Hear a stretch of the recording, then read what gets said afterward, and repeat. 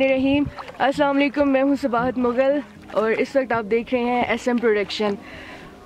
इस वक्त हम लोग नारान में मौजूद हैं, सैफुल मलूक झील में। जैसे कि आप व्यू कर सकते हैं, यहाँ पे झील है, इसके अलावा यहाँ पे पहाड़ हैं। कल यहाँ पे स्नोफॉल हुई है। वो जो पहाड़ है, इसको फोकस करें, इस पहाड़ पे इसको कहा जाता है मलका पर्वत। इसको मलका पर्वत इसलिए कहा जाता है कि ये पहाड़ों की मलका है, इसलिए क्योंकि इस पे साल के 12 महीने जो है वो बर्फ़ रहती है। तो बहुत खूबसूरत है ये, और इसकी हाइट जो है वो 17,000 फुट इसकी बुलंदी है। अच्छा, यहाँ इस झील का जो नाम है सैफुल मलूक झील। इसको सैफुल मलूक इसलिए कहा जाता है कि ये एक शहज़ादे के नाम पे ये झील का नाम रखा गया, जिसका नाम था सैफ, जो कि यहाँ पे आया और यहाँ पे उसको एक परी से इश्क हुआ, और ये इसकी हिस्ट्री है। और उस शहज़ादे की मुलाकात जो थी वो इस झील के पास हुई थी, जिसकी वजह से इसको सैफुल मलूक झील कहते हैं। मलूक मीन्स के मुलाकात, सैफुल मलूक झील इसलिए इसको कहते हैं। अच्छा, यहाँ पे हमारे पास एक साहिब मौजूद हैं, हम उनका एक इंटरव्यू लेंगे जो कि हमें इस झील की थोड़ी सी हिस्ट्री बताएंगे कि ये सैफुल मलूक झील इसको क्यों कहा जाता है। तो आइए हम मिलते हैं। हमारे साथ इस वक्त मौजूद हैं दिलपजीर साहब। अस्सलाम वालेकुम।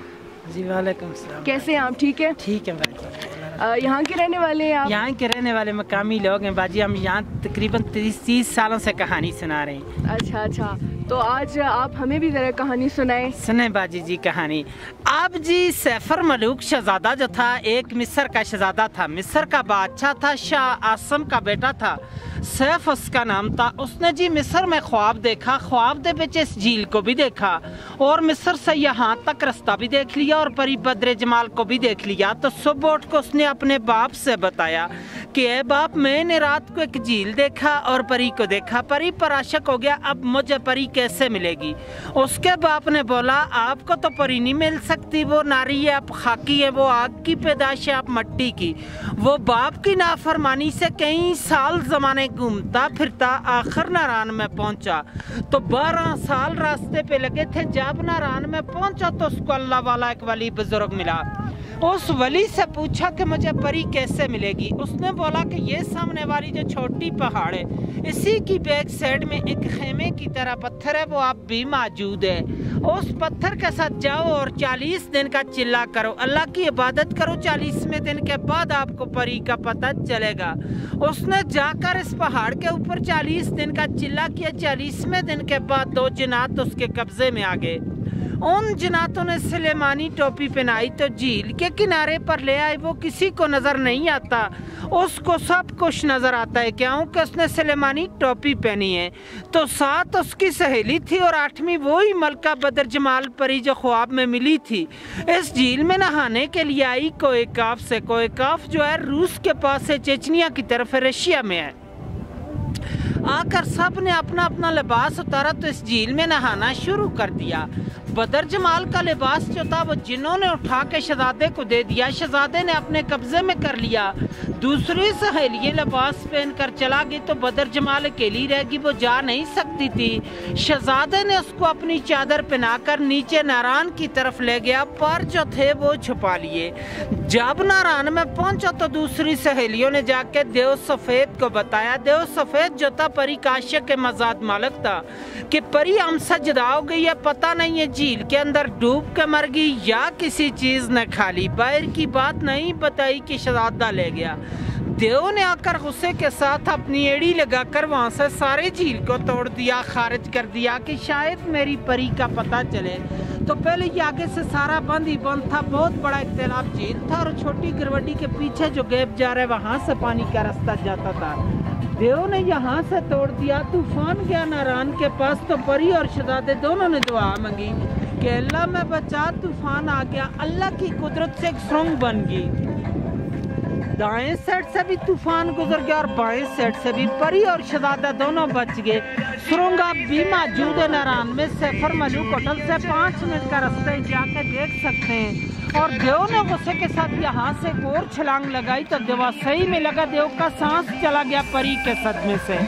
उसी सुरंग से परी को लेकर शहजादा शहर मिस्र को चला गया। शहजादे का नाम था जी सैफ मलूक। तब कहते हैं कि यहाँ दोनों की मुलाकात हुई है, इसलिए इस झील का नाम मशहूर किया सैफर मलूक झील, और इसकी दास्तान बनी है। फिर इसके ऊपर लोग आने शुरू हुए। उस वक्त इंसान की आबादी यहाँ पे नहीं थी, कोकाफ परेस्तान था, परियों का देश था।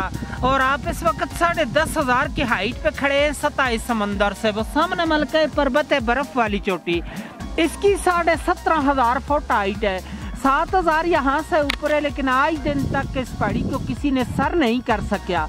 इसके अंदर सोने की मैसत है, परियां इबादत करती हैं, जो बंदा भी जाता है उसको गिरा देती हैं। 98 का वाक्य राशिद भट्ट लाहौर का एक बंदा था, वो कहता था कि मैंने इस पहाड़ को सर करना है।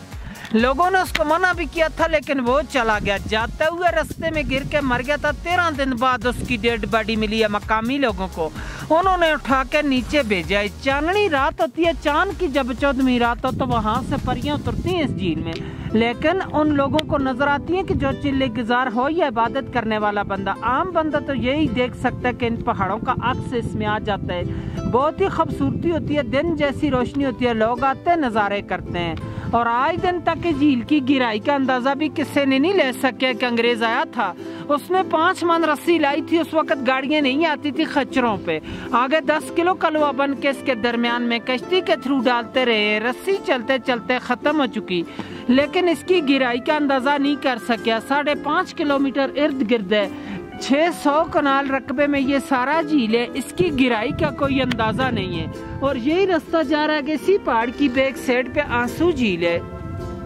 तो जब शहजादा परी को लेकर चला गया तो देव रो रहा था, देव का आंसू गिर गया। वहाँ पे एक छोटा सा झील है, आंख जैसा निशान है, आंसू जैसी आगे से बहती है कतरे कतरे से। 8 घंटे तो मजीद लग जाते हैं, 4 जाने में और 4 आने में। यहाँ से घोड़े पे जाना होता है या पैदल, आगे गाड़ी नहीं जा सकती। स्टोरी खत्म सर जी। बहुत बहुत शुक्रिया आपका। अच्छा, आपसे एक क्वेश्चन पूछना था, आप यहाँ के रहने वाले हैं? जी बाजी। तो यहाँ पे न गैस है न बिजली पानी, तो किस तरह आप? बाजी हम लकड़ियाँ पहाड़ों से लाते हैं और यहाँ पे चूल्हा जला के तो अपना आटा पका के साग शाग बना के खा लेते हैं बाजी जी। तो नीचे सोते हैं, ऊपर चरपाई शरपाई में हमारे पास नहीं होती हैं। तो हम लोग यहाँ के मकामी गरीब बंदे हैं बाजी। तो बस यही होता है कि आप लोगों के लिए पूरा साल दुआएं करते हैं कि या अल्लाह साहब लोग आएंगे, रौनक होगी यहाँ की।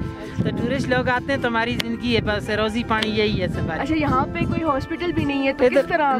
जब जड़ी बूटियाँ इस्तेमाल करते हैं, अगर उससे न ठीक होया तो फिर नीचे नारायण ले जाते हैं। आजकल तो गाड़ी आ गई है, लेकिन पहले ज़माने में जड़ी बूटियाँ ज़्यादा खाते थे। जी बाजी। चलें जी, आपको बहुत बहुत शुक्रिया, आपने अपना वक्त दिया। अल्लाह खुशियाँ दे बाजी, अल्लाह सफ़र आसान करे आप लोगों को। आमीन। आई होप कि आप सबको वीडियो अच्छी लगी होगी। अगर अच्छी लगी तो लाइक ज़रूर कीजिएगा, शेयर भी कीजिएगा। अल्लाह हाफ़िज़।